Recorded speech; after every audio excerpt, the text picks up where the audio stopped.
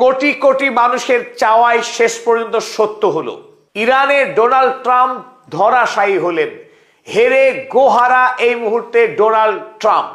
ভেবেছিলেন ইরানে যাব, হামলা করব আর ভেনেজুয়েলার মতোই জয়ী হব, কিন্তু হলো ঠিক তার উল্টো। বিনা যুদ্ধেই ইরানের আয়াতুল্লাহ আলী খামেনেই হারিয়ে দিলেন এই রক্তপিপাসু ডোনাল্ড ট্রাম্পকে।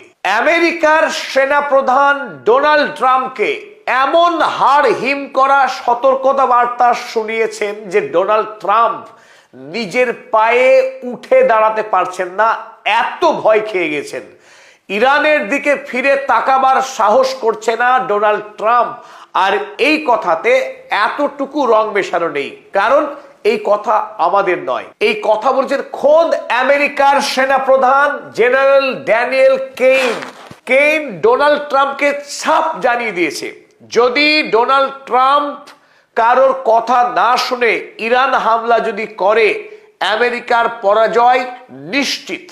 শুধু আমেরিকা পরাস্ত হবে তাই না, আগামী পৃথিবীতে সুপার পাওয়ার হিসেবে তার যে জায়গা, সেই জায়গা চিরদিনের মতো হারাবে।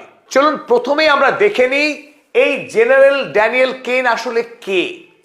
তিনি আমেরিকায় যে তিন ধরনের সেনাবাহিনী আছে, স্থল সেনাবাহিনী, নৌ সেনাবাহিনী এবং বায়ু সেনাবাহিনী, এই তিন সেনাবাহিনীর মাথায় যে তিন সেনানায়ক থাকেন, তাদের মাথার উপরের মানুষ হলেন এই ড্যানিয়েল কেইন, অর্থাৎ তিনি হলেন জয়েন্ট মিলিটারি স্টাফের চেয়ারম্যান।